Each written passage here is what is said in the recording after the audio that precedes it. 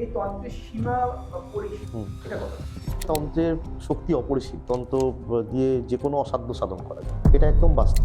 প্রেম, বিচ্ছেদ, প্রচন্ড প্রেম, প্রচন্ড ভালোবাসা তাদের ভেতরে, হঠাৎ কোনো একটা কারণে বিচ্ছেদ হলো, সেই বিচ্ছেদটাকে আবার কি প্রেমের জায়গাতে ফিরিয়ে আনা সম্ভব তন্ত্রের জোরে? দেখো, আমি প্রথমেই বলেছি তন্ত্রের ক্ষমতা অপরিসীম, তো ন্যাচারালি সেটা তো অবশ্যই আনা সম্ভব। কিন্তু তার পাশাপাশি আমি প্রত্যেকটা ক্ষেত্রেই বলবো যে সব ক্ষেত্রেই কিছু না কিছু ক্রাইটেরিয়া আছে। 2 মিনিটের প্রশিক্ষণের ব্যাপারটা কোনোদিনই হয় না, ঠিক আছে? এটা কোনোদিনই হয় না, এটা আগেও বলেছি। কেউ যদি 2 মিনিটের প্রশিক্ষণ করে, তাহলে সে আমার সঙ্গে এসে চ্যালেঞ্জ করে প্রশিক্ষণ করুন। ধরো সন্তান লাভে বাধা, এই জাতীয় কোনো সমস্যা যখন কারোর হয় আর কি, সেটারও কি কোনো সমাধান তন্ত্রের? ভগবান নৃসিংহদেবের এবং ভগবান বটুক ভৈরবের কিছু বিশেষ তান্ত্রিক উপাচার ক্রিয়া আছে, যেটার মাধ্যমে কিন্তু এই বন্ধাত্ম যোগকে খণ্ডন করা যায় এবং সন্তান লাভ কিন্তু হয়।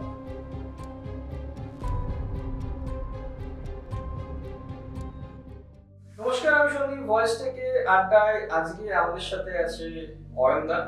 অয়নদাকে এই বছরের মোটামুটি শুরুতেই, এর আগে আপনারা দেখেছেন যে রাশি ফলে, এবং আজকে অয়নদাকে আবার পাওয়া গেছে অনেকটা ব্যস্ততার মধ্যে দিয়েও।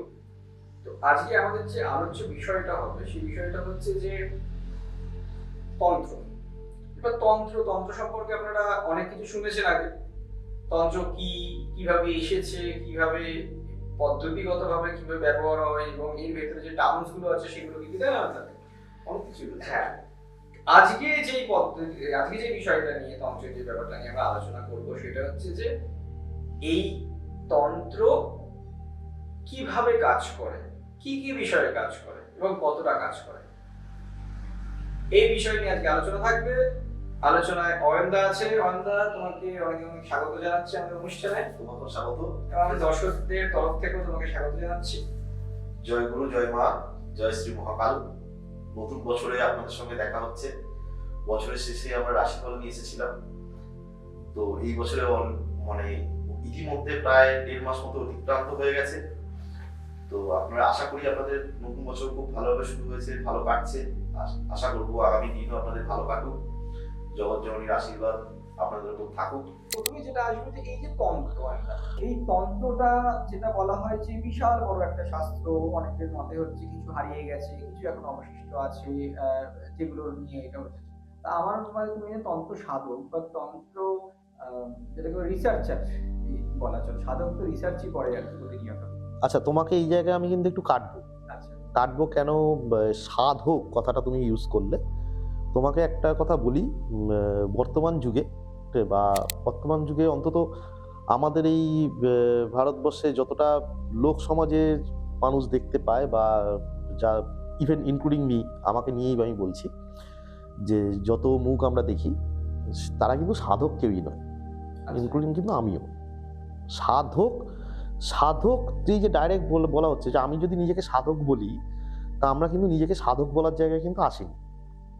তাহলে তোমাকে এটা বুঝতে হবে যে আমি কেন কথাটা বলছি।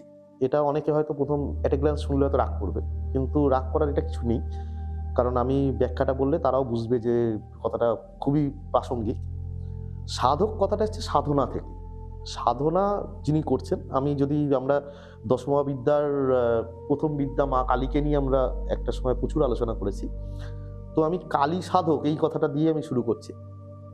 তো যিনি কালী, যাকে বলছি আমরা কালী সাধক, তার মানে তিনি কালী সাধনা করেছেন। সাধনা কি? সাধনা কথাটা আমার এসছে স্ব আরাধনা থেকে। আমি সাধনা শব্দটাকে যদি ভাঙি, তাহলে হয় স্ব আরাধনা। তাহলে যে স্ব আরাধনা কোথায় হচ্ছে? এদিকে বলছি কালী সাধক, এদিকে বলছি স্ব আরাধনা। যিনি কালী সাধক হবেন বা কালী সাধনা করছেন, তিনি কিন্তু সর্বত্র কালীকে দেখছেন, তার জীবনটা কালীময়। মানে সে যখন তোমার সঙ্গে কথা বলছে, সে কিন্তু তোমার মধ্যেও মা কালীকে দেখছে, সে নিজের মধ্যেও মা কালীকে দেখছে। সে মা কালীকে নিজের মধ্যে বসে, মানে সে আর কালী কিন্তু ভিন্ন নয়। যেমন আমরা যদি রামকৃষ্ণদেবের কথা ধরি, বা সাধক বামদেবের কথা ধরি, বা রামপ্রসাদ সেনের কথা ধরি, তাদের কাছে কিন্তু তাদের মানে সে বামদেবের ক্ষেত্রে তারা, বা রামপ্রসাদ সেনের ক্ষেত্রে তো কালী, রামকৃষ্ণদেবের ক্ষেত্রে কালী, তাদের কাছে কিন্তু মানে কালী আর সে সমান। মানে সে, তার ভাবটাই এরকম যে তাদের মধ্যে কোনো ভিন্নতা নেই। তো আমরা যেটা বর্তমান, এবার তাহলে এই যে লোকের কাজ করছি তন্ত্র, তো প্রচুর মানুষ তো তন্ত্র নিয়ে কাজ করছেন, প্রচুর মানুষ, এবং যথেষ্ট ভালো কাজ করছেন অনেকেই। তো তো তাদেরকে আমি কেন সাধক বলছি না বা আমাকেও সাধক বলছি না? তো বিষয়টা হলো সাধকের কিন্তু কোনো চাহিদা নেই, সাধকের কোনো লাইবিলিটিস থাকে না। যেমন আমার কিন্তু লাইবিলিটিস আছে, আমার সংসার আছে, যারা কাজ করছেন তাদের প্রত্যেকেরই ম্যাক্সিমাম ক্ষেত্রেই সংসার আছে। তো তাদের কিন্তু সংসার থাকা মানে তার কিন্তু একটা লাইবিলিটিস আছে, অবশ্যই। আমারও আছে, তাদেরও আছেন, স্ত্রী আছে, কন্যা আছে বা সন্তান আছে, বা বেসিক কিছু নিডস তাদের পূরণ করতে হয়, যার জন্য কোনো রকম ক্রিয়া করতে বা কাজ করতে আমরা কিন্তু সেটা আমাদের তো মানে সেই নিজের পকেট থেকে পয়সা খরচ করে কাজ করতে পারি না, আমাদের লোকের কাছ থেকে টাকা নিতে হয়। তাহলে আমি যখন লোকের কাছ থেকে পয়সা নিয়ে কাজ করছি তো আমি কিন্তু সাধক নই, আমি কিন্তু কিন্তু আমরা প্রত্যেকেই তান্ত্রিক, অবশ্যই তান্ত্রিক। কারণ যারা তন্ত্রমতে কাজ করছেন, তন্ত্রের সিস্টেম মেনে কাজ করছেন, তন্ত্রের উপাচার মেনে কাজ করছেন, তারা তো অবশ্যই তান্ত্রিক। ঠিক? তাহলে আমি কি বলতে পারি তাদের? তাদের আমরা বলতে পারি, ইনক্লুডিং মি, আমাকেও আমি বলতে পারি আমরা উপাসক বা ভক্ত।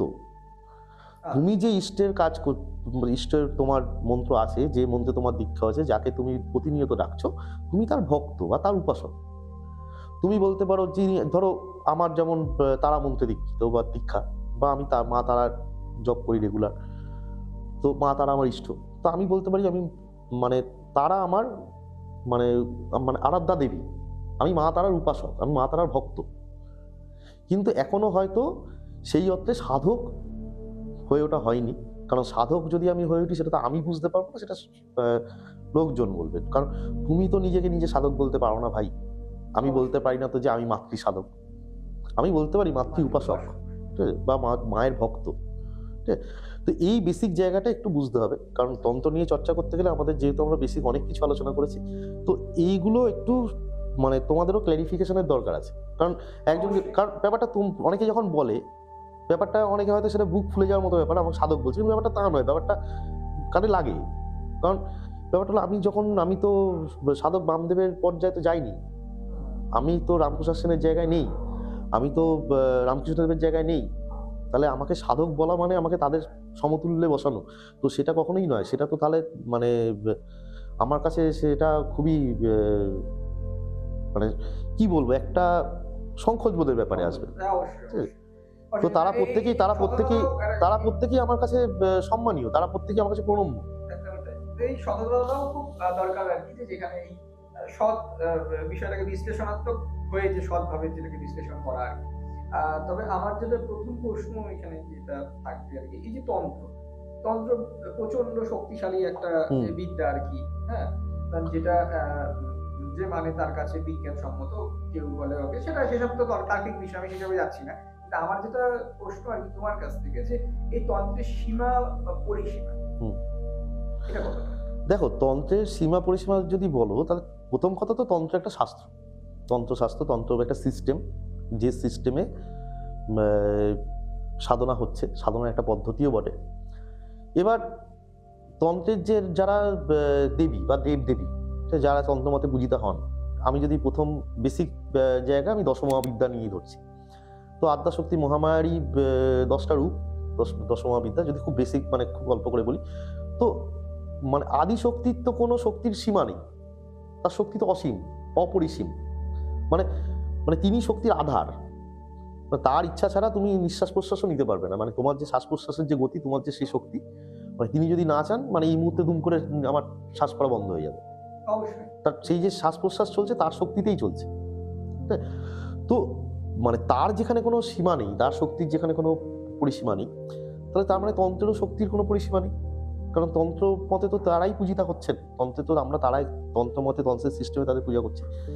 এবার তাহলে তন্ত্রের যে বলছি যে তন্ত্রের শক্তি অপরিসীম, তন্ত্র দিয়ে যে কোনো অসাধ্য সাধন করা যায়, এটা একদম বাস্তব। তন্ত্র যদি ঠিক মতো অ্যাপ্লাই করা যায়, তার মানে ক্ষমতা অসীম। তন্ত্রের ক্ষমতা যদি অপরিসীমই হয় আর কি, তাহলে অনেক ক্ষেত্রে দেখা যায় যে অনেকের উপরে কাজ করে না। আর এই অপরিসীম বলতে এটা কি কতটা? দেখো, তন্ত্রের যদি কাজ বলো, ক্ষমতা তো অপরিসীম, তন্ত্রের ক্ষমতার কোনো সীমা নেই। তন্ত্র সাবজেক্টটা যেমন সমুদ্র, তন্ত্রকে যদি সেইভাবে কেউ যদি অ্যাপ্লাই করে বা সে যদি ক্ষমতা অর্জন করে, তাহলে তার ক্ষমতা অপরিসীম। কিন্তু এখানে ডিপেন্ড করছে যে সেই কাজটা কে করছেন এবং কার উপর করা হচ্ছে, কি পারপাসে করা হচ্ছে, অনেকগুলো ফ্যাক্টর কাজ করছে। তো এটা তো ম্যাজিক নয়। তোমাকে প্রত্যেক কাজের একটা সিস্টেম আছে, প্রত্যেক কাজের একটা অনুশাসন আছে। আমরা তন্ত্রের যে বিভিন্ন সৎকর্ম বা তন্ত্রের যে ক্রিয়া সেগুলো নিয়ে বহু আলোচনা এর আগে করেছি। তো এবার অনেক ক্ষেত্রে তন্ত্রের কাজ যে হচ্ছে না, বা ধরো তন্ত্রের তুমি একটা কিছু অ্যাপ্লাই করলে সেটা দেখা গেল ফ্রুটফুল হলো না, সেটার জন্য কিন্তু অনেকগুলো ফ্যাক্টর কাজ করে। আবার কাজ হওয়ার জন্য অনেকগুলো ফ্যাক্টর কাজ করে। কি কি? ধরো কোনো একটা লোকের খুব খারাপ অর্থনৈতিক অবস্থা, তার চাকরি পাচ্ছে না, তার ব্যবসা মানে ব্যবসাও ঠিকঠাক হচ্ছে না, অর্থনৈতিক খুবই খারাপ অবস্থা। তাহলে কিন্তু এই যে খারাপ অবস্থাটা হয় তার হঠাৎ করে হয়েছে, বা তার প্রথম থেকেই আছে। এবার তাহলে এই যে সিচুয়েশনটা, এই সিচুয়েশনটাকে যদি তুমি কাউন্টার করতে হয়, তোমাকে যদি তন্ত্র দিয়ে যদি এটাকে যদি তাকে ডেভেলপমেন্ট করতে হয়, তাহলে প্রথম বুঝতে হবে যে তার অ্যাস্ট্রোলজিক্যাল যে পয়েন্ট অফ ভিউ থেকে তার চারটার কি অবস্থান আছে, গ্রহগত অবস্থান কি আছে। তার যদি দেখা যায় যে ম্যাক্সিমাম প্ল্যানেটই তার অ্যান্টি আছে, বা সিচুয়েশন যে দশার মধ্যে দিয়ে যাচ্ছে সেটা পুরো অ্যান্টি আছে, ঠিক, সেটা একরকম ব্যাপার, যে সেখানে একটা প্রতিবন্ধকতা আছে, বাধা আছে। তাহলে সেইটাকে প্রপার সেই ডায়াগনোসিসটাকে করতে হবে যে কি কারণে তার অর্থনৈতিক অবস্থা খারাপ হচ্ছে।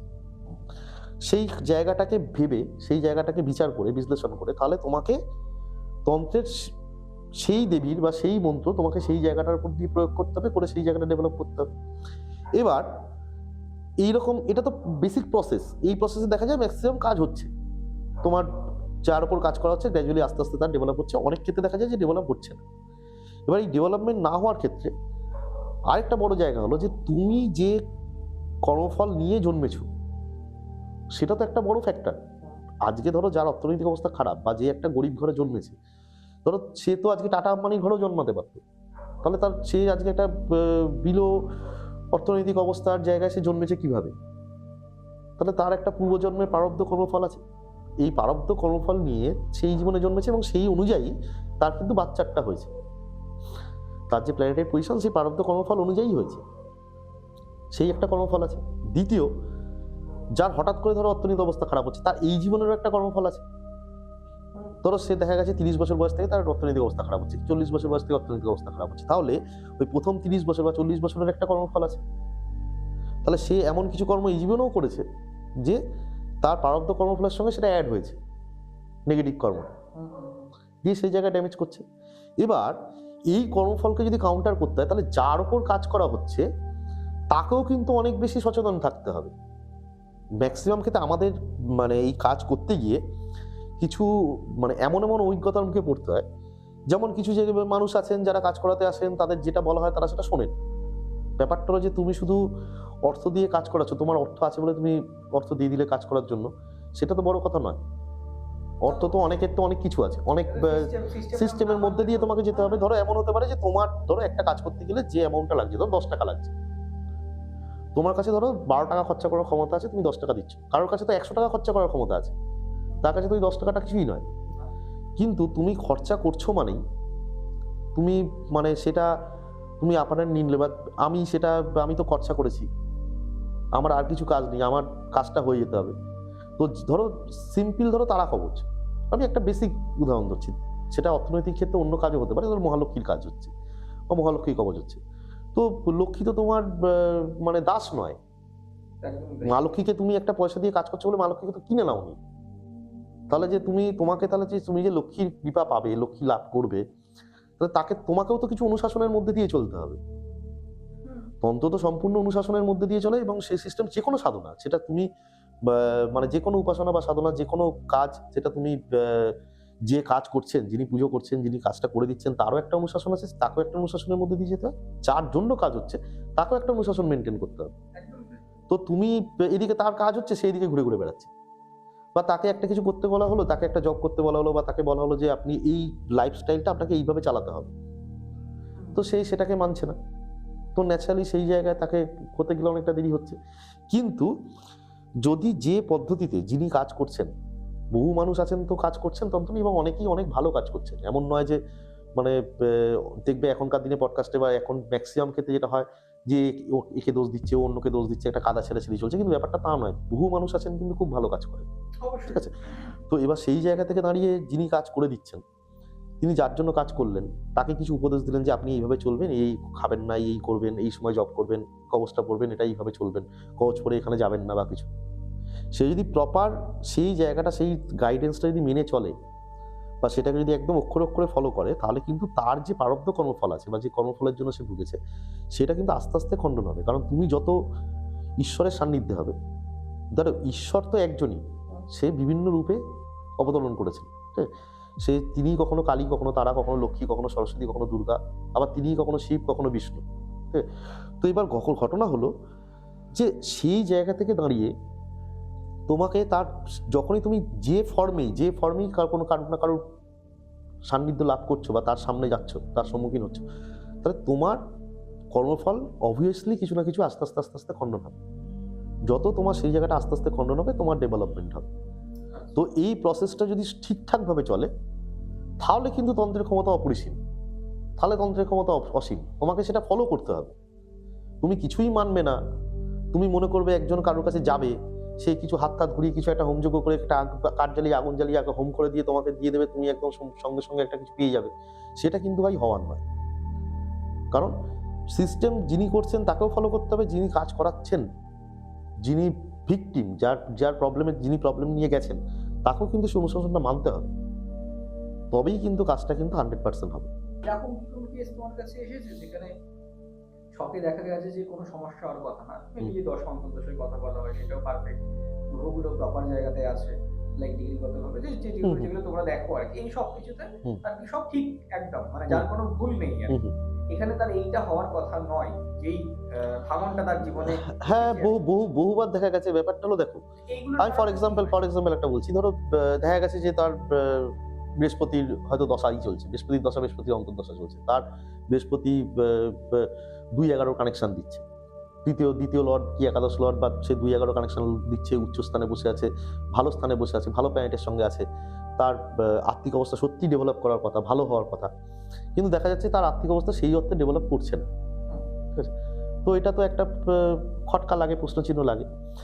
এবার এইরকম জায়গায় কিছু আরেকটা বড় ফ্যাক্টর হলো যে তোমার বাড়ির বাস্তু। আচ্ছা, এবার এই যে বাস্তু, এটা কিন্তু একটা খুব ক্রিটিক্যাল একটা জায়গা। তোমার যদি বাস্তুতে যদি সমস্যা থাকে, তাহলে কিন্তু সেই বাস্তুর এফেক্টটাও কিন্তু তোমাকে ভোগ করতে হবে।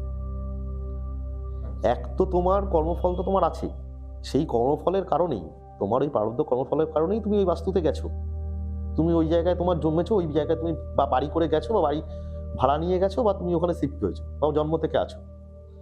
এবার সেই বাস্তুর যদি প্রবলেম থাকে, তাহলে সেই বাস্তুর প্রবলেম কিন্তু তোমার ওই বাড়িতে যারা আছে তাদের প্রত্যেকের উপর কিন্তু এফেক্ট করবে। তোমার দশান্তর, এবার একজন মানুষকে প্রপার যদি তার পুরোপুরি 100% ডেভেলপমেন্ট দরকার লাগে, তাহলে কিন্তু তার যেমন নিজের যে ব্যক্তিগত যে চার্ট, ব্যক্তিগত জন্মছক বা ব্যক্তিগত যে অবস্থান আছে, সেটাও যেমন তাকে মেনটেন করতে হবে, ইভেন তার বাস্তুটাকেও কিন্তু ভালো করে পর্যালোচনা করে বাস্তুটাও কিন্তু একটা ঠিকঠাকভাবে জায়গায় নিয়ে যেতে হবে। কারণ না হলে কিন্তু তুমি পুরো 100% সলিউশন কিন্তু পাবে না।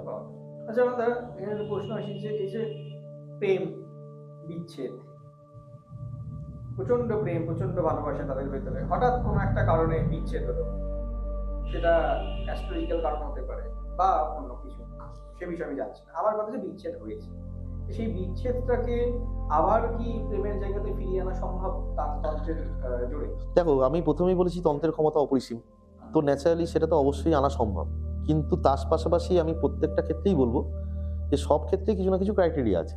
যে প্রথম তো আগে দেখতে হবে প্রেমটা বিচ্ছেদ কেন হলো। তো প্রেমের সেখানেও আবার সেই অ্যাস্ট্রোলজি পার্টটা চলে আসছে, গ্রহগত অবস্থান চলে আসছে, যে তুমি প্রেম যখন শুরু করেছো তখন কোনো না কোনো প্ল্যানেট তো তোমাকে প্রেম শুরু করতে সাপোর্ট করেছে। দেখা গেল যে গ্রহগত পজিশনটা, হ্যাঁ, তুমি দেখছো যে নেগেটিভ, যেই কারণে আগে হ্যাঁ, ধরো যখন পঞ্চম ভাব থেকে আমরা প্রেম দেখছি, তো সেখানে যে প্ল্যানেট তাকে সাপোর্ট করেছে, প্রেম শুরু হয়েছে। আজকে দেখা গেছে তার প্রেমের যে অ্যান্টি যে ঘর বা অ্যান্টি প্ল্যানেট যারা আছে, তাদের কিছু দশান্তর চলছে বা কিছু একটা কানেকশন চলছে, প্রেমটা ব্যাঘাত ঘটেছে। এবার সেটা একটা তো হতে পারে অ্যাস্ট্রোলজিক্যাল কারণে, আরেকটা হতে পারে কোনো তান্ত্রিক অবিচার ক্রিয়া করা হয়েছে, তাদের মধ্যে কোনো বিদ্বেষণ ক্রিয়া হয়েছে কোনো একটা অন্য জায়গা থেকে বা কিছু, তার জন্য প্রেমের মধ্যে প্রবলেম হয়েছে। হ্যাঁ, অবশ্যই সেটা তো দুটো চারটি যদি ঠিকমতো ফলো করা যায়, যেমন যেটা তুমি বললে যে সবকিছু ভালো আছে অথচ তাও হচ্ছে না, সেটা যেমন আর্থিক কারণে যেটা বললাম, সে প্রেমের দিক দিয়ে দেখলেও সেরকম দুজনের চার্টই যদি দেখা যায়, সেখানে কিন্তু ছেলেটির এবং মেয়েটির দুজনের চারটাই দেখতে হবে। দেখলে যদি দেখা যায় যে হ্যাঁ সবই তো ঠিকঠাক হওয়ার কথা, তাহলেও কিছু একটা প্রবলেম হচ্ছে, তাহলে কোথাও একটা নেগেটিভিটি এসছে, বা ইভেন কিছু কিছু রুলিং থেকে এটা বোঝা যায় যে তার মধ্যে তন্ত্রিক অবিচার ক্রিয়া হচ্ছে, বা সেই জায়গাটা একটা কানেকশন আছে, শত্রুতার একটা কানেকশন আছে। তো সেই জায়গা থেকে কিন্তু তোমাকে বুঝতে হবে যে সেটাকে কাউন্টার করতে গেলে তাহলে পুরো জিনিসটা অ্যানালিসিস করে যদি ঠিকমতো কাউন্টার করা যায়, তাহলে কিন্তু ম্যাক্সিমাম ক্ষেত্রে দেখা যায় যে প্রেমকে রিভাইভ করা যায়। আচ্ছা, কিন্তু এখানে আমার ওইখানে একটা প্রশ্ন হ্যাঁ, আছে। যে প্রশ্নটা হচ্ছে যে এই যে দেখা, কারণ বেশিরভাগ লোকই সাধারণ আমাদের মতো মানুষরা তারা date of birth, time of birth এই সমস্ত নিয়ে জন্মদিনটা আমরা জানি আমাদের উইশ করতে হয়, এটা মাথায় রাখতে হয়, বাট বাকিটা হয়তো আমরা সালটাও জানি, ডেট সাল জানি, মাসও জানি, কিন্তু সময়টা আমরা জানি না, যেটা নাকি দেখো প্রেমের, তুমি প্রশ্নটা করছো প্রেমের প্রেক্ষিতে, প্রেমের প্রেক্ষিতেই করছি যে আমি যে টাইমটা হুম। দেখা যাচ্ছে যে আজকে এই মুহূর্তে যতক্ষণ না আমার সাথে ব্রেকআপটা ঘটছে আর কি, হুম। ততক্ষণ তো আমি তোমার মতন কারোর কাছে হয়তো যাইনি। বুঝতে পেরেছি, যদি কিন্তু সময় না থাকে, অনেকেরই থাকে যে তার গার্লফ্রেন্ডের সময় কি বয়ফ্রেন্ডের সময় সে জানে না, সেই জায়গাটায় কি কোনো রকমের কোনো পদ্ধতি, বা আমি তো দর্শকদের মানে বিষয়টা সুবিধার জন্য দেখো, আমি তোমাকে প্রথম জানতে চাইছি যে এর কি কোনো পদ্ধতি আছে যেখানে ওরা না জানলেও সেই জায়গাটাকে করতে পারো তুমি, বা এই কোনো পদ্ধতি আছে কি? দেখো সেখানে তো একটা পদ্ধতি আছে যেটা আমরা হোরারি অ্যাস্ট্রোলজি বলি। আচ্ছা, এটা একটা অ্যাস্ট্রোলজিরই একটা পার্ট, যেটা হোরারি সিস্টেম, সেটা হোরারির মাধ্যমে কোনো একটা কি দুটো উত্তর একদম প্রমিনেন্ট বের করে আনা যায়। যার প্রেম নিয়ে সমস্যা সেই যদি সেই হোরারি তার যদি ওপর প্রয়োগ করা হয় অ্যাস্ট্রোলজি থিওরি, তাহলে তার প্রেমের সম্পর্কে দুটো অ্যান্সার একদম প্রমিনেন্ট পাওয়া যায়, যে প্রেমটা রিভাইভ করবে কিনা বা প্রেমের সিচুয়েশন কি আছে। এবার যেহেতু তুমি ডেট অফ বার্থ টাইম নিয়ে ব্যাপারটা বললে, আজকালকার দিনে দেখো প্রেম নিয়ে যারা প্রশ্ন তুলবে তারা তো কেউ 50-60 বছরে এসে তুলবে না। একজন 50 বছরের ভদ্রলোক নিশ্চয়ই এসে বলবেন আমার প্রেমটা বিচ্ছেদ হয়ে গেছে প্রেম ক্রিয়ান্তে। তো ন্যাচারালি প্রেমের জায়গাটা বলবে 20 থেকে 30 বা 35 এরকম এজের ইয়েতে। তো যাদের 25 বছর কি 26 বছর বয়স, তাদের কিন্তু ডেট অফ বার্থ টাইম পাওয়া যায়। হ্যাঁ, পাওয়া যায়, অনেক- হয়তো সেই ছেলেটা বা মেয়েটা জানে না, আমার সেটা বক্তব্য হ্যাঁ, এটাই। সেক্ষেত্রে এবং এই সেক্ষেত্রে মুহূর্তে তাদের সেই সুযোগ নেই যে সে কোনো রকম ভাবে জানতে চেষ্টা করবে। সেক্ষেত্রে যার যে আসছে, যে প্রবলেমটা নিয়ে আসছে, তারটা তো থাকবে, হ্যাঁ, তারটা তার থাকবে, আছে। তারটা থেকে বোঝা যাবে তার সিচুয়েশন কি আছে, এবং আদার্স পার্টটাকে হোয়ারি করে দেখে নিতে হবে যে সেই জায়গাটা কি। মানে এটার সলিউশন একটা হ্যাঁ, আছে, আছে, অবশ্যই এটাই আছে, আমার মানে অবশ্যই আছে, দর্শকদের জন্য আর কি অবশ্যই আছে। জানার ছিল যে তাহলে এটাতেও বিশেষ সমস্যা নেই যে নেই না, বলে না, আমি না। হতাশ হয়ে পড়ছি, কিন্তু সেটা নয়। একটা জিনিস বুঝতে হবে, এখানে কিন্তু একটা আমার একটা প্রশ্ন চিহ্ন আছে। প্রেমের সম্পর্কে যদি ফিরিয়ে আনতে হয়, রিভাইভ করতে হয়, তাহলে কিন্তু তোমাকে একটা জিনিস বুঝতে হবে, যদি কারোর ধরো প্রেমে বিচ্ছেদ হয়েছে, দেখা গেল যে 10 দিন যাবত তার সম্পর্ক একটা টালমাটাল চলছে, ঠিক আছে? 10 দিন কোনো যোগাযোগ নেই, বা একটা সে বুঝতে পারছে যে কোথাও একটা ঝগড়া হচ্ছে, কিছু একটা ঘটছে, বা একটা ঠিক নয় জিনিসটা, তাহলে কিন্তু সঙ্গে সঙ্গে তাকে সচেতন হতে হবে। আচ্ছা, তুমি যত এই রিলেশনের ব্যাপারে যত সময় দেবে, যত তোমার ওইটার সময় বাড়বে, তত কিন্তু জিনিসটা তোমার থেকে দূরে যাবে। এটা একটা সার্টেন টাইমের পরে তখন কিন্তু তুমি হাজার চেষ্টা করেও জিনিসটাকে ফিরিয়ে আনা কিন্তু মুশকিল হয়। কারণ ওই যে বললাম ম্যাজিক নয়, তোমার মধ্যে যতক্ষণ ওয়েভটা রয়েছে, যতক্ষণ তোমার এই স্মৃতিগুলো থাকবে, ব্যাপারটা কি হয়, যে কোনো কাজ, আমি একটু ভেঙেই বলে দিই প্রেমের ব্যাপারটা। প্রেমের যখন আমরা কোনো কাজ করি, ধরো কোনো একটা মেয়ে কোনো একটা ছেলেকে ভালোবাসে, ছেলেটি তার থেকে দূরে সরে গেছে, বা ভাইস ভার্সা, উল্টো সাইডে, তখন একদম ক্লিয়ার কাট তারপর সম্মোহন বশীকরণের প্রয়োগ করা হয়, কবজে কাজ করা হয়। এটা করলে কি হয়, যে প্রথম তো এটা তো কোনো ম্যাজিক নয় যে মানে তুমি একটা বশীকরণের কাজ মানে সে তোমার সামনে পুতুলের মতো আচরণ করবে, ব্যাপারটা তা নয়। মানে দুই দিকে বশীকরণ। না, না, 2 মিনিটের বশীকরণের ব্যাপারটা কোনোদিনই হয় না, ঠিক আছে? এটা কোনোদিনই হয় না, এটা আগেও বলেছি। কেউ যদি 2 মিনিটে বশীকরণ মানে করে, তাহলে সে আমার সঙ্গে এসে চ্যালেঞ্জ করে বশীকরণ করুন। এটা মানে আমি বুজুর্গি কথাটা বলতে খুব খারাপ লাগে, কিন্তু যারা মানে এই জিনিসটা এখন কিন্তু কমেছে, এখন আর দেখা যায় না। আগে যেভাবে একদম প্রতিনিয়ত দেখা যেত 2 মিনিটে 5 মিনিটে বশীকরণ, সেই ট্রেন্ডটা এখন গেছে এইসব ব্রডকাস্ট বা এইসব বিভিন্ন আলোচনার জন্য। কারণ ব্যাপারটা তো একটা শাস্ত্র রে ভাই, তুমি বশীকরণটা তো তন্ত্রের শর্টকর্মের একটা পার্ট, তো সেখানে তুমি ওটা দুম করে তুমি এটা বলে দিচ্ছ 2 মিনিটের বশীকরণ, কি পিসি সরকারের ম্যাজিক নাকি যে 2 মিনিটে একটা রেলকে গায়েব করে দিলাম? ব্যাপারটা তা নয়। ব্যাপারটা হলো যে তোমার এই যে বশীকরণের কাজে যেটা মেনলি হয়, যে দূরে গেছে আস্তে আস্তে তার মাইন্ডের চেঞ্জ হওয়া শুরু করে। মানে ব্যাপারটা সবটাই তো একটা তন্ত্রের যে মন্ত্র, না, আকর্ষণটা তো দূরে গেলে তো মন্ত্রের কাজ কি? কমবেই, হ্যাঁ। তন্ত্র, আমরা বারবার বলি তন্ত্র হলো যার দ্বারা তনুর ত্রাণ হচ্ছে সেটা তন্ত্র, যার দ্বারা মনের ত্রাণ হচ্ছে সেটা মন্ত্র। তো তন্ত্রের বিভিন্ন অ্যাপ্লিকেশন, বা তুমি বশীকরণ বলো, স্তম্ভন বলো, বিদ্বেষণ বলো, কোনো না কোনো মন্ত্রের প্রয়োগ করা হচ্ছে, কোনো রকম উপাচার করা হচ্ছে, যে যা অভিচার ক্রিয়া তন্ত্র আমরা বলি। তো যখন কোনো বশীকরণের কাজ করা হচ্ছে, কোনো মন্ত্র প্রয়োগ করা হচ্ছে, সেটা ইথারের মধ্যে দিয়ে কাজ করছে, যার উপর কাজ হচ্ছে তার মাইন্ডে একটা প্লে হয়, তার মনের মধ্যে আদার সাইডের কথা মনে পড়বে আস্তে আস্তে, সে পুরোনো জিনিসগুলো তার স্মৃতিতে আসবে, তার মধ্যে একটা ইনার একটা জায়গা তৈরি হবে, তবে তো সে তার কাছে আসবে। তুমি ধরো কাউকে ভালোবাসো, সেই ভালোবাসার মানুষটার যদি তোমার মন থেকে মুছেই যায়, তুমি তার কাছে ফিরবে কেন? তাহলে তোমার মনের মধ্যে তো আগে যেটা জেনারেট হতে হবে। তো ব্যাপারটা সেইভাবেই হয়, সেটা সময় লাগে। কোনো কিছু ওরকম দুমদাম ম্যাজিকের মতো ওরকম 2 মিনিটে 5 মিনিটে হয় না। যাক, এই বিষয়টাও পরিষ্কার হলো আর কি। এর আগেও তুমি বলেছো অবশ্যই, তাও যেটা যেটা দেখো, যেটা ফ্যাক্ট সেটা তো মানতে হবে না। অ্যাকচুয়ালি মানুষ যখন এরকম কোনো পরিবেশ পরিস্থিতিতে পড়ে তখন সে দুর্বল হয়ে গিয়ে তার Actually এটা হ্যাঁ, এখানেই ভুলটা করে বসে আর কি। বিষয়টা দেখো, বিষয়টা যারা মানে এই যে পুরোনো দিনের যারা মানুষ আছে না, যারা তন্ত্র নিয়ে কালচার করছেন, বা আমি বারবারও বলি, এখনো বলছি, বহু ভালো ভালো তান্ত্রিক, বড় ভালো ভালো তন্ত্র স্পেশালিস্ট আছেন যারা ভীষণ ভালো কাজ করেন, ভীষণ বহু দিন ধরে কাজ করছেন, এবং তারা অনেকে শেখানো, ঠিক আছে, অনেকে দীক্ষাও দিচ্ছেন, অনেকের বহু শিষ্য সামন্ত আছে। কারণ দেখো ভাই, আমিও তো কোনো না কোনো জায়গা থেকে শিখেছি, আমারও তো গুরু আছে। তো আমি তো বলতে পারি না আমি আমার গুরুদেবেরও উপরে। তো তিনিও তো বহু কাজ করেছেন, বহু কাজ করেন। তো এবার ব্যাপারটা হলো যে কোনো জিনিসকে, এই যে মানুষ যখন কোনো বিপদে পড়ে তখন চাই ইমিডিয়েট কিছু একটা সলিউশন। মানে আমি আজকে পড়েছি, আমার প্রেম বিগড়েছে, আমার কালকেই ঠিক হয়ে যাবে। ব্যাপারটা এই যে তাদের যে আকুলতাটা, এই আকুলতাটার অনেকে সুযোগ নেয়, ঠিক আছে। কিন্তু সেই জায়গাটা মানে যারা কাজ করাতে আসছেন তাদেরও বুঝতে হবে যে কাজ করতে গেলে পেশেন্স লাগবে, তোমাকে পেশেন্সটা রাখতে হবে। দুম করে কিছু হবে না। তোমার যদি একটা মানে হার্ট খারাপ হয়, তোমাকে যদি ডাক্তার বলে বাইপাস সার্জারি করতে হবে, তোমাকে পেসমেকার বসাতে হবে, স্টেন বসাতে হবে, তোমাকে সেটা ইট উইল টেক টাইম। তোমাকে সব সেটা যেই প্রসেসটা কমপ্লিট হবে তোমাকে সময় দিতে হবে। তো সেই জায়গাটাকে যদি তুমি সময় দাও, এবং ওই যে প্রথম যেটা বলেছিলাম, যে যিনি তোমাকে গাইড করছেন, তুমি যদি তার পুরোপুরি কথা মেনে চলো, তাহলে কিন্তু তোমার কিন্তু অবশ্যই চেঞ্জেস হবে। এটা তোমাকে বুঝতে হবে। যেটা খুব দেখি আমরা, দুটো মিষ্টির দোকান কি দুটো কাপড়ের দোকান পাশাপাশি, যে ভদ্রলোক, দুটো দোকান, দুটো ভদ্রলোকই খুবই ভালো। একটা কাপড়ের দোকান খুব চলছে, এদিকে দামও তার সমান, 5 টাকার রসগোল্লা 5 টাকা বিক্রি করছি, সাইজ বড় না, দুজনের সাইজই সমান। কিন্তু দেখা যাচ্ছে একটা লোক শুধু এর দিকেই যাচ্ছে, একটা লোক এদিকে যাচ্ছে না। এবার হামেশাই দেখতে পাই একদম। এখানে আমার যেটা প্রশ্ন আসছে যে তাহলে এই যেই লোকটা দোকানটা চলছে না, পাশেরটা যার চলছে, তার কথা আমি যাচ্ছি, দুটো ভাগ্যের বিষয় আমি বলছি, এই ভাগ্য ভালো তাই চলছে, ভাগ্য ভালো না চলছে। এখন আমার কথা হচ্ছে যার চলছে না ব্যবসা, সেই লোকটা কি তন্ত্রের মাধ্যমে তার কি কোনো ত্রাণের কোনো ব্যবস্থা কি আছে? অবশ্যই আছে। তন্ত্রের মাধ্যমে ত্রাণের ব্যবস্থা নেই এমন কিছুই নেই, শুধুমাত্র অমরত্ব ছাড়া। মানুষকে তো অমর করে দেওয়া যায় না, ঠিক আছে, তাহলে তো অনেক কিছুই উল্টোপাল্টা হয়ে যেত। তো বাদ বাকি কিন্তু সবকিছুরই ত্রাণের ব্যবস্থা আছে, যদি তুমি সেটার প্রপার গাইডেন্স ফলো করো। তাহলে তোমাকে যদি সেই ভদ্রলোককে যদি তার যদি ত্রাণ করতে হয়, তাহলে বেসিক কিছু জিনিস পরপর দেখতে হবে। এক হলো সেই ভদ্রলোকের বাচ্চাট, সেই ভদ্রলোকের কি অবস্থান আছে, আর্থিক অবস্থান কি আছে, কর্মের অবস্থান কি আছে।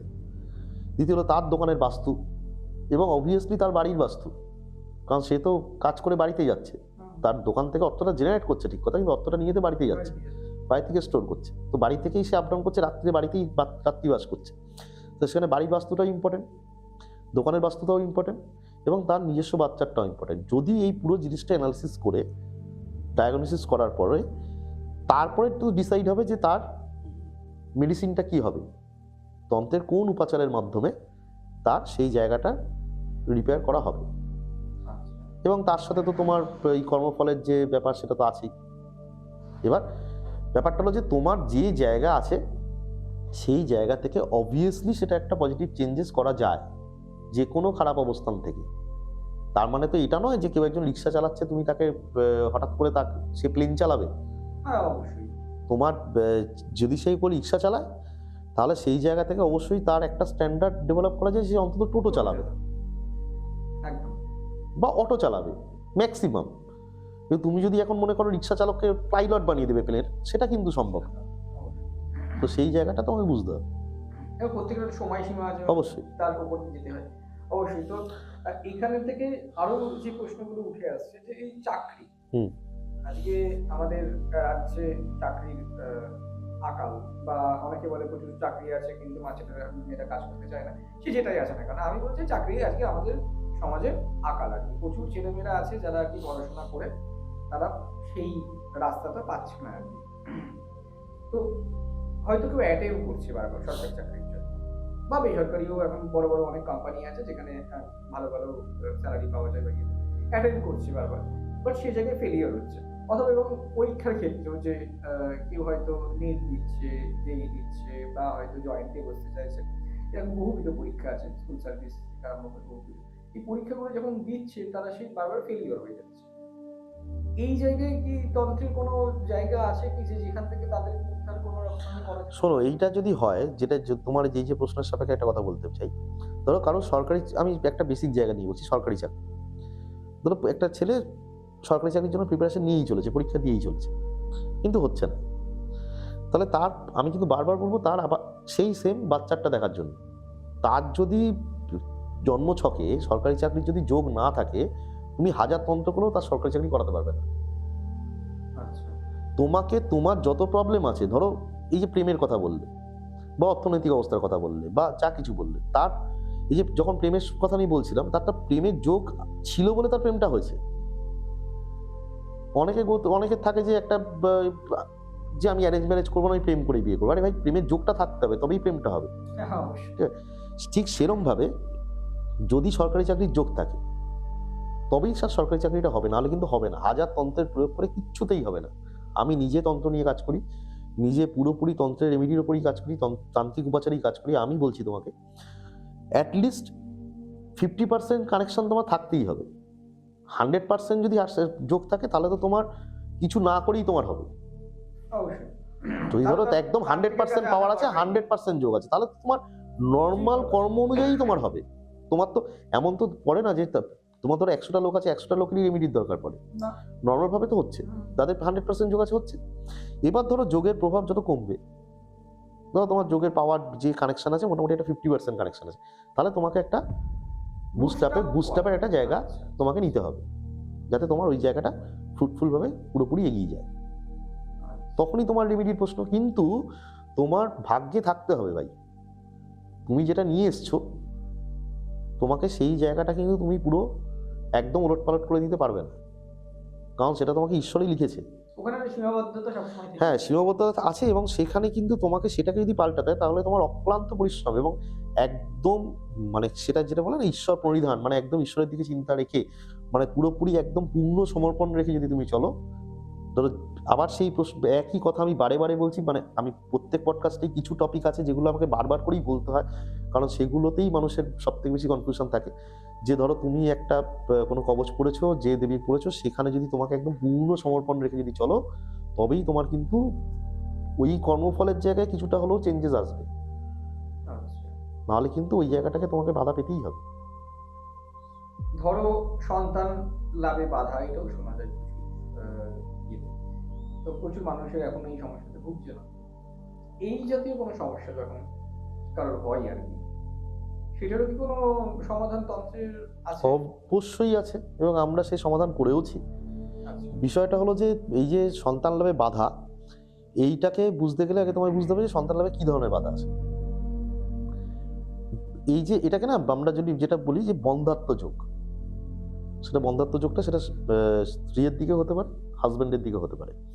এবার এই সন্তান লাভ কারোর হচ্ছে না, ধরো এরকম, ঠকে পাওয়া যায় কি বন্ধাত্ম যোগ? হ্যাঁ অবশ্যই পাওয়া যায়, বলছি সেটা তোমাকে। বিষয়টা হলো যে তোমার দেখা গেল যে কারোর 5 বছর বিয়ে হয়েছে, কি 6 বছর বিয়ে হয়েছে, কি 10 বছর বিয়ে হয়েছে, সন্তান লাভ হয়। তাহলে এই যে বন্ধাত্ম যোগ বা স্টেরিলিটি, দু রকমের হয়। একটা হলো ফিজিক্যাল স্টেরিলিটি, একটা হলো অ্যাস্ট্রোলজিক্যাল স্টেরিলিটি। ফিজিক্যাল স্টেরিলিটিটা কি, যে তোমার শরীরেই কিছু সমস্যা আছে, যিনি হাজব্যান্ড ওয়াইফ, কোনো একজনের শরীরে কোনো সমস্যা আছে।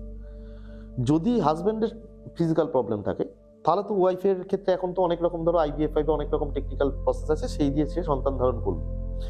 কিন্তু যদি ওয়াইফের ফিজিক্যাল প্রবলেম থাকে, তাহলে তো সন্তান লাভে কোনোভাবেই সেটা সম্ভব নয়। আবার দেখা যায় যে তোমার হাজব্যান্ড ওয়াইফ দুজনেই ফিজিক্যালি ফিট, কোনো সমস্যা তাদের নেই, তবু সন্তান হচ্ছে না। তখন যে জায়গাটা আসে সেটা হলো দেখা যে তার কি কোনো অ্যাস্ট্রোলজিক্যাল স্টেবিলিটি আছে। এবার সেইখানে যদি তার কোনো যোগ না থাকে, দেখা গেল যে তার সন্তান লাভের জায়গাটা বাধা রয়েছে, সন্তান লাভের মানে যে যোগ রয়েছে সে খুবই ক্ষীণ। আচ্ছা, মানে ওই যে বললাম যে যোগটা অ্যাটলিস্ট কিছু পার্সেন্টেজ হলেও থাকতে হবে, একদম জিরো হলে তোমার ব্যাপারটা হবে না, মানে এতটাই কম যোগ আছে যে যার জন্য ব্যাপারটা ম্যাচিওর করছে না। সেই ক্ষেত্রে কিন্তু তান্ত্রিক প্রয়োগ অবশ্যই আছে। এখানে আমি স্পেসিফিক বলে রাখি, সন্তান লাভের ক্ষেত্রে বিশেষ করে দুজনের কথা না বললেই নয়, একজন হলো ভগবান নৃসিংহদেব আর একজন হলো বটুক ভৈরব। এই দুই ভগবান নৃসিংহদেবের এবং ভগবান বটুক ভৈরবের কিছু বিশেষ তান্ত্রিক উপাচার ক্রিয়া আছে, যেটার মাধ্যমে কিন্তু এই বন্ধাত্ম যোগকে খণ্ডন করা যায় এবং সন্তান লাভ কিন্তু হয়। যেটা কিন্তু আমরা কিন্তু এরকম কাজ বহু করেছি। হ্যাঁ, তার মধ্যে কি এটা তোমাকে তো আমি বলতে পারি না যে ধরো আমি 100টা কাজ করেছি, 100টা কাজের মধ্যে 100টা সাকসেস হয়েছে, কারণ এটা কোনো সার্জন বা কোনো ডাক্তার বলতে পারে না আমি 100 জনের অপারেশন করবো, ওটিতে নিয়ে যাবো 100 জন বেঁচে ফিরে আসবে। হ্যাঁ, তার মধ্যে যে হয়তো একটা দুটো কেস বাউন্স ব্যাক করেছে, তো সেই জিনিসটা হয়নি। তো সেই জায়গাটা হয়নি তারও স্পেসিফিক কিছু কারণ আছে, যেটা তোমাকে আগে বললাম যে অনুশাসন বা যে ফলো আপ করা বা যে জায়গাগুলো বা কর্মফলের যে জায়গাগুলো আছে, সেই জায়গা থেকে কিছু একটা দুটো জিনিস ব্যাক করেছে। কিন্তু তোমাকে বুঝতে হবে যে আমার মেডিসিনটা কি।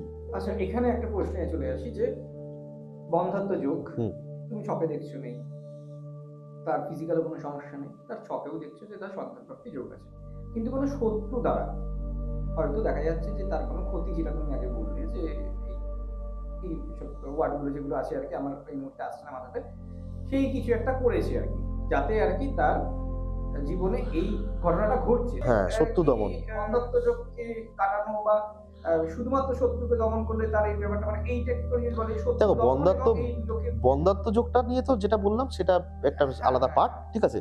এবং আমি তোমাকে স্পেসিফিক ভগবান নৃসিংহদেব এবং বটুক ভৈরবের কথা বললাম। এছাড়াও তোমার ধরো ভগবান কার্তিকের কিছু কাজ আছে, তোমার তার সাথে আমাদের বাল গোপালের কিছু কাজ আছে, গোপালের কাজ আছে, সেগুলো দিয়েও করা যায়। কিন্তু আমি একদম স্পেসিফিক দুটো জায়গার কথা তোমাকে উল্লেখ করলাম। এবার বা সন্তান গোপাল আছে। এবার সেই জায়গা থেকে দাঁড়িয়ে যদি আমি শত্রু দমনের কথা বলি, শত্রু এই যে তুমি শত্রু দমনের প্রসঙ্গটা তুললে না, এটার জন্য এটা একটু মানে বিস্তারিত না বললেই নয়। এখনকার দিনে একটা ট্রেন্ড হয়ে গেছে, ম্যাক্সিমাম ক্ষেত্রে আমরা তারাপীঠে যখন অবস্থায় কাজ করি বা চৌদ্দশীতে কাজ করি বা ম্যাক্সিমাম লোক আমাদের কাছে আসে যে আমরা শত্রু দ্বারা জর্জরিত, শত্রু দমন করতে চাই। শত্রু দমনের জন্য কি হবে, এবং মানে এই জায়গাটাতে তারা বিভিন্ন রকম ভাবে বিভিন্ন লোকের কাছে যাচ্ছে। এবার এই শত্রু জায়গাটা না আপেক্ষিক, এই শত্রু শব্দটা আপেক্ষিক। ব্যাপারটা হলো যে তুমি যাকে শত্রু মনে করছো, তুমি ভাবছো যে এই আমার শত্রুই আমাকে আমার ক্ষতি করছে, ঠিক আছে। এবার উল্টো সাইডে যে আছে সেও তো তোমাকে শত্রু মনে করছে, সেও তো কোথাও না কোথাও যাচ্ছে যে এই আমার শত্রু। একদমই বুঝতে পারছি তোমাকে। এবার এই শত্রুটা তুমি কেন ভাবছো তাকে শত্রু, মানে কি কারণে, সেই জায়গা থেকে বুঝতে গেলে এই যে তন্ত্রের কোনো কাজ করতে গেলে যে ব্যক্তি কাজ করতে আসছে, করাতে আসছে, তার কাউন্সিলিংটাও কিন্তু ভীষণভাবে ইম্পর্টেন্ট। সে কি শত্রু দমন বলে নিজের স্বার্থ চরিতার্থ করতে আসছে? সে তো মানে নিজের উদ্দেশ্য পূরণের জন্য অন্য কাউকে শত্রু বানিয়ে করতে পারে। ধরো তোমার মানে তুমি একটা কোনো প্রপার্টি চাইছো, মানে শত্রুতা তো মেনলি তো সম্পত্তি, ধন সম্পত্তি, লাভ অ্যাফেয়ার্স, নিজের ডিজায়ার ফুলফিলমেন্ট এইসব জায়গা থেকে আসে। তুমি ধরো একটা কোনো প্রপার্টি চাইছো, সেটাতে হয়তো তোমার অধিকার নেই, তুমি সেটাকে চাইছো বা তুমি সেটাকে যে নিয়েছে তাকে তুমি শত্রু মনে করছো, করে তার উপর কাজ করাতে চাইছো। এবার সেই জায়গাটা বুঝতে হবে। প্রথম কথা, এই শত্রু দমনের ক্ষেত্রে বুঝতে হবে যে যে কাজ করাতে আসছে সেই নিজে এথিক্যাল কিনা। কারণ তুমি কাজটা করতে গেলে যখন তুমি কোনো দেবীর প্রয়োগ করছো, আমরা শত্রু দমনের ক্ষেত্রে একদম স্পেসিফিক যদি বলি, সেটা কিন্তু মা বগলার পুজো করা হয়। মা বগলামুখী দেবীর বিশেষ বিশেষ কিছু ক্রিয়া আছে, যে ক্রিয়াগুলো কিন্তু সেখানে কিন্তু প্রয়োগ করা হয়।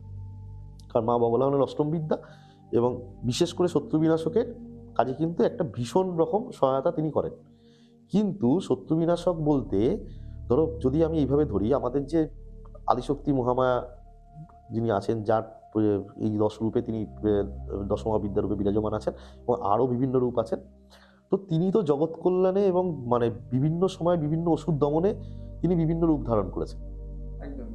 তাহলে তিনি মানব কল্যাণে বা জগতের কল্যাণে রূপ ধারণ করেছেন। এবার তুমি তার মন্ত্রকে অ্যাপ্লাই করছো একজনকে শত্রু রূপে বলে বা তাকে অসুর রূপে চিহ্নিত করে তুমি তার দমন করছো, তাহলে তাকে তো এটাও তো বুঝতে হবে যে সেটা সত্যি সে মানে দোষী কিনা। তুমি কোনো একটা নিরপরাধ লোকের ওপর তুমি শত্রু দমনের ক্রিয়া করবে আর সেই কাজটা দুম করে হয়ে যাবে, সেই কাজটা কিন্তু হওয়ার নয়।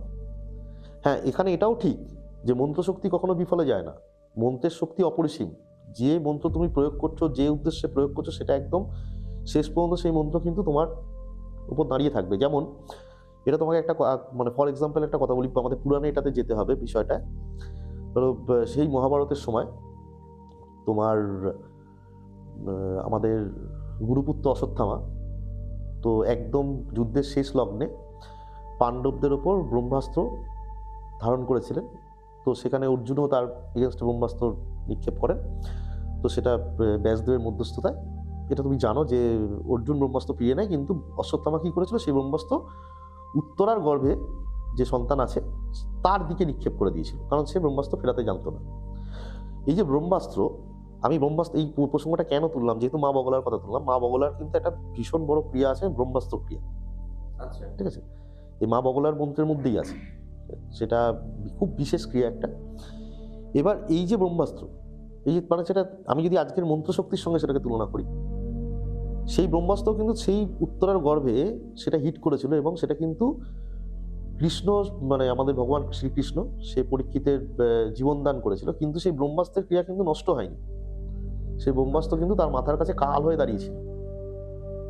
সেটা তাকে সেই ব্রহ্মাস্ত্র কিন্তু পরবর্তীকালে যখন পরীক্ষিত রাজা হয়, সব কিছু হয়ে যাওয়ার পরে তার অন্তিম লগ্নে তক্ষকের দংশনে পরীক্ষিতের মৃত্যু হয়, কিন্তু তক্ষকের দংশনটা কিন্তু ব্রহ্মাস্ত্রেরই ক্রিয়ারই কিন্তু প্রতিভূস্বরূপ। আচ্ছা, তার যে ফলটা, এই ব্রহ্মাস্ত্রের ফলটা ওইভাবে সেটা প্রতিফলিত হয়েছিল। আলটিমেট তার অপঘাতে এবং সাপের কামড়ে মৃত্যু হয়। তার মানে সেই যে শক্তিটা একটা সময় গিয়ে কিন্তু তাকে হিট করেছে, তার প্রাণ কিন্তু হরণ করেছে, যে উদ্দেশ্যে সেটা চালনা করা ছিল সেটাকে হরণ করে নিয়ে এসছে। ঠিক সেরমভাবে কোনো মন্ত্র শক্তি কিন্তু বিফলে যায় না। আচ্ছা, মন্ত্র কিন্তু তোমার আজ না হোক কাল সেটা হিট করবে, কিন্তু তুমি যদি কোনো নিরপরাধ লোকের ওপর শত্রু দমনের ক্রিয়া করো, তাহলে কি হবে, প্রথমত তাহলে তার সেটা দেরি হবে। কারণ প্রত্যেক মানুষের একটা নিজস্ব বাচ্চাটা আছে, গ্রহগত অবস্থান আছে, তার কিছু ভালো গ্রহ আছে, তার কিছু শুভ গ্রহ আছে, তাকে কিছু প্ল্যানেট প্রোটেক্ট করছে। তাহলে সেটা হলো তার প্রাইমারি প্রোটেকশন। সে হতে পারে কোনো দেবদেবী পুজো করে বা কারুর আরাধনা করে বা কারুর উপাসনা করে, তো সেইখানে সেটা কিছু একটা গার্ড করছে। তার ধরো কোনো কবচ পরা আছে বা কিছু, সে কিছু ধারণ করেছে, কিছু প্রোটেকশন নিয়েছে, সেখানে একটা গার্ড আছে।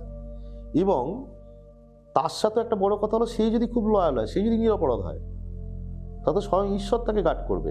একদম। ঠিক আছে, তখন কি হবে, তোমার ওই যে তুমি যেটা চালনা করছো শক্তিটা, যিনি কাজ করছেন সে মুহুর্মুহু করে যাবেন, তার শক্তি ক্ষয় হবে, তার থেকে সেই এনার্জিটা পাস করবে। কিন্তু যেহেতু ওই যে মন্ত্র শক্তি বিফলে যায় না, সেটা কোনো না কোনো একদিন তাকে হিট করবে। যে ব্যক্তির উপর কাজ করা হচ্ছে তার কোনো খারাপ অন্তর্দশা, দশ অন্তর্দশা, যখন তার গ্রহগত অবস্থান খারাপ হবে, বা তিনি যদি কোনো ভুল কর্মফলের সঙ্গে জড়িয়ে পড়েন, তার যদি শুভ কর্মফল নাশ হয় যখন, তখন ওই জিনিসগুলো একসাথে গিয়ে তাকে হিট করবে। কিন্তু যে সময় তুমি চালনা করছো গ্রন্থটা, যখন যেহেতু সেই মুহূর্তে তিনি নিরপরাধ, তখন তোমারও কিন্তু সেই ক্ষতিটা হবে। বিপরীতে, কারণ এখানে কিন্তু তন্ত্রের ক্রিয়া কিন্তু তোমার, যেমন আমরা নিউটনের ল বুঝলি যে প্রত্যেক ক্রিয়ার সমান এবং বিপরীত প্রতিক্রিয়া আছে, যে তন্ত্রের প্রত্যেকটা মন্ত্রের ক্রিয়া এবং প্রত্যেকটা ক্রিয়ার কিন্তু সমান এবং বিপরীত প্রতিক্রিয়া আছে। তুমি যখন একটা কিছু করছো, শুভ কাজ করছো বা শুভ করো বা যাই করো না কেন, তুমি তো সিস্টেমের এগেনস্টে করছো। একদম। ধরো ঈশ্বর তোমাকে রোগ দিয়েছে, তুমি সেই রোগটাকে সারানোর জন্য তুমি কাজ করছো, তার মানে তুমি তার এই সিস্টেমের এগেনস্টে করছো। ঈশ্বর তোমাকে শত্রুজনিত বাধা দিয়েছে, শত্রুর দ্বারা কষ্ট দিয়েছে, তুমি তারকে কাউন্টার করছো, মানে তুমি সিস্টেমের এগেনস্টে করছো। তো ন্যাচারালি তোমার কিন্তু সেই একটা উল্টো দিকের ফল যিনি করছেন তাকেও কিন্তু নিতে হয়। এবার তার যে যতটা প্রোটেকশন থাকবে, তিনি যতটা ঈশ্বরের উপাসনা করতে পারবেন বা ভক্ত হবেন, ঠিক আছে, সেই জায়গা থেকে তার সেই গার্ডটা সে পাবে। তাহলে আমরা এখানে কি করছি যে মানে ঈশ্বরের যেটা আমাদের জন্য যে ভাবনা ছিল, যে কর্মফলটা নিয়ে আমি জন্মেছি, আর কি কর্মফলটা কিছু ক্ষেত্রে আমি খণ্ডন করছি। কর্মফল খণ্ডন করতে গেলে তোমাকে কিছু না কিছু ক্রিয়ার মধ্যে থাকতে হবে। তোমাকে তুমি যদি প্রারব্ধ কর্মফল বা এই জন্মেও তুমি যে কর্মফলগুলো করেছো, ভুল কর্ম করেছো, সেইটার যদি ফলকে তোমাকে কিছু কিছু করে ক্ষয় করতে হয়, কর্মফল ক্ষয় করতে হয়, তাহলে তোমাকে ঈশ্বরের সান্নিধ্যে যেতেই হবে। আমি এখানেই আসছি যে ধরো এই যে কর্ম যেটা আমাদের হলো আর কি, বিষয়টা যে আমি এখানে কর্মফল যেটা আমার হচ্ছে আর কি, সেটা নিয়ে আমি জন্মেছি যেটা, সেটার ক্ষেত্রে আমি ঈশ্বরের এগেনস্টে যাচ্ছি, গিয়ে আমি আমার শত্রুর বিনাশ করার চেষ্টা করছি বা অবভিয়াসলি তাকে তুমি তো আটকানোর চেষ্টা হ্যাঁ করছি, resist করার চেষ্টা করছি। কিন্তু ভগবান আমাকে ওই শত্রুটা দিয়েই পাঠিয়েছে। হ্যাঁ তাহলে আমার আমার এই কর্মফলটা যেটা আমার হচ্ছে আর কি, মানে আমার যেটা মেন প্রশ্ন আর কি, আমার যে কর্মফলটা আছে আর কি, ওটা কি কোনো জায়গাতে দাঁড়িয়ে আমার জন্য স্টে হয়ে গেল এই মুহূর্তের জন্য? অবশ্যই স্টে হয়ে গেল। এটা আমার পরে আবার আমার জীবনে হ্যাঁ আবার আসবে, কেন আসবে? তোমার ধরো 6th হাউসে তোমার যদি রাহু থাকে বা তোমার শনি থাকে বা তোমার যদি অষ্টমের সঙ্গে রাহুর কানেকশন থাকে বা লগ্নের সঙ্গে রাহুর কানেকশন থাকে, তো বা 6th হাউস কোনোভাবে রাহু কানেক্টেড হয়, শনি কানেক্টেড হয়, অষ্টম রাহু কানেক্টেড হয়, তো এই সমস্ত কেসে কিন্তু শত্রুতার একটা বিশাল চান্স থাকে যে শত্রুজনিত বাধা, শত্রুর থেকে প্রবলেম। কিন্তু এই শত্রুতাটা কে হবে, কোন জায়গা থেকে আসবে, সেটা তো সবসময় আইডেন্টিফাই করা যায় না। সেটা তোমার পারিবারিক ক্ষেত্রে হতে পারে, কর্মজীবনে হতে পারে। এবার তুমি যখন শত্রুতা, তুমি একজনকে শত্রু ভেবে, এই শত্রুতা যাদের মধ্যে শত্রু ভাবার মেন্টালিটি থাকে, তারা কিন্তু যে কোনো প্রবলেমে পড়লেই, ধরো তোমার একটা কর্মক্ষেত্রে কিছু হয়েছে, তোমার মনে হবে এখানে আমাকে শত্রু, এই আমার শত্রু, এই আমাকে শত্রুতা করছে তোমার। আমার যেটা মেন যে পয়েন্টটা হচ্ছে যে এই শত্রুটা যে হচ্ছে, সেই জায়গাটাতে আসছি, তোমার প্রশ্নটা আমি বুঝেছি, সেটাকে বুঝতে গেলে এটা বুঝতে হবে। এবার সেই জায়গা থেকে দাঁড়িয়ে তুমি যখনই সেটা তাকে শত্রু হিসেবে তুমি চিহ্নিত করে ফল প্রয়োগ করছো, তো তার মানে তো তুমিই ডিসাইডার হয়ে গেলে, তার মানে তো তুমি তো নিজেই তাহলে জাজ হয়ে গেলে, ভাই ও শত্রু, আমি ওর দমন করব। তুমি তো ঈশ্বরের উপর ছাড়লে না। না তুমি যখন ঈশ্বর, তুমি যদি আজকে সেইটাকে যদি তুমি ঈশ্বরের উপর ছাড়ো যে আমি এটা প্রবলেমের মধ্যে পড়ে আছি, আমি এই প্রবলেমে ভুগছি, তো আমাকে এইখান থেকে উদ্ধার করো। এই প্রশ্নটা কেন বলছি, কারণ আমরা কিন্তু ম্যাক্সিমাম ক্ষেত্রে যেটা করার চেষ্টা করি, এরকম শত্রুজনিত যদি কারোর বাধা থাকে বা প্রবলেম থাকে, যে শত্রুজনিত কারণে ভুগছে, আমরা তাকে গার্ড করার চেষ্টা করি, নট স্ট্রাইক শত্রুর উপর। কারণ তো তুমি আমাকে এসে বললে যে ওই ব্যক্তিটা দাদা আমার শত্রু, ও আমাকে প্রচুর আমার ওপর ইয়ে করছে, আমাকে ক্ষতি করার চেষ্টা করছে, আপনি ওর বিনাশ করুন, বিনাশের কাজ করুন।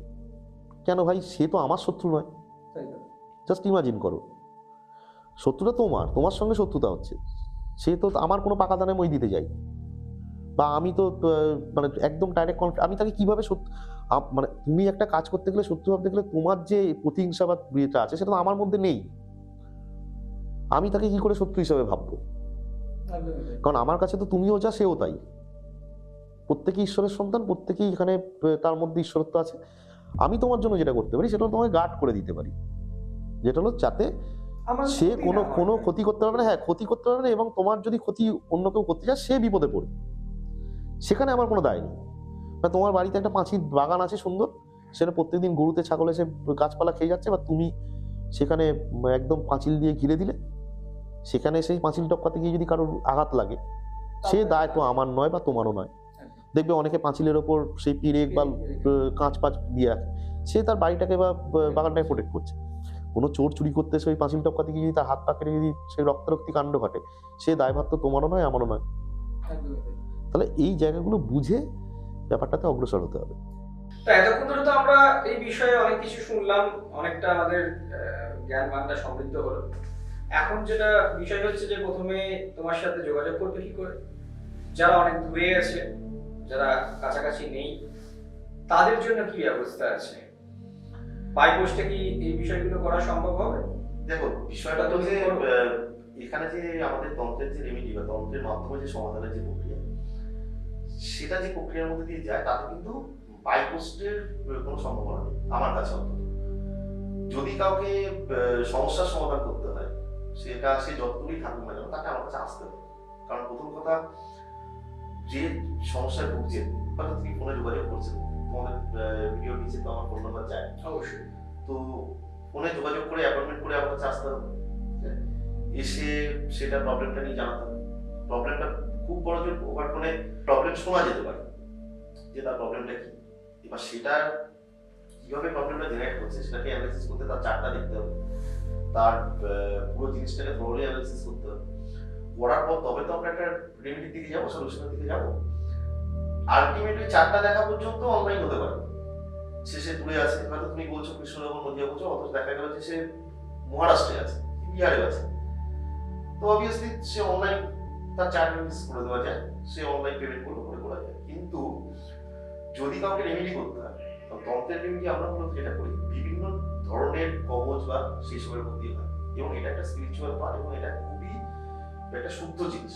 সেই কবচও খুব শুদ্ধাচারে তৈরি করা হয়। সেই কবচ তৈরি সেটা নিয়ে আমরা একদিন একটা এপিসোড না হয় করবো, বিভিন্ন কাজের জন্য কি ধরনের কবচ বা কিভাবে তৈরি হয়। তবু আমি সঠিক বলছি তার কবচের সংস্কার, তার পুনর্বাসন, সেই কবচের সেই দেবী প্রাণ প্রতিষ্ঠা, তার পুজো, অনেক কিছু অনেক বড় যেতে হয় পদ্ধতি আছে। এবং সেই কবচ তৈরি করার আগেও প্রচুর নিয়ম মানতে হয়, নিজেদের প্রচুর শুদ্ধাচারে থাকতে হয় এবং আফটার সেই প্রিপারেশন সেটাকেও কিন্তু খুব শুদ্ধাচারে রাখতে হয়। তো আমার দিক থেকেও যেমন একটা কাজ আছে শুদ্ধাচারে জিনিসটাকে রাখা, যিনি ধারণ করছেন তার দিক থেকেও একটা কাজ আছে সেটাকে শুদ্ধাচারে মেনটেন করা। তো সেটা আমি কিন্তু কোনোভাবে কোনো পোস্টাল মাধ্যমে বা কারোর হাত দিয়ে সেই জিনিস কিন্তু আমি কাউকে বানিয়ে দিতে পারবো না।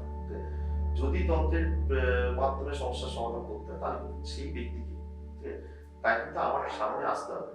কারণ এটা অনেক ক্ষেত্রে হয়, আমি দেখছি যে বহু কাজ আমি অনেকে আমাকে সমস্যার কথা বলে কিন্তু আসতে পারবে না বলে দূরে আছে বা কিছু, তো আমি সেই কাজ আমি নিতে পারি না, আমি করতে পারি না, কারণ আমার সামনে আসতেই হবে। কারণ ধরো আমরা কি রোগ হলে বাইরে যাই না, ডাক্তার থেকে আমরা বের হয়ে যাচ্ছি, একদমই তাই। আসতে হবে। একদমই অবশ্যই। তাহলে আপনারা শুনলেন এবং দেখতে থাকুন ভয়েস টেক। নমস্কার। নমস্কার, ভালো থাকবেন, সুস্থ থাকবেন। জয় গুরু, জয় মা, জয় শ্রী মহাকাল।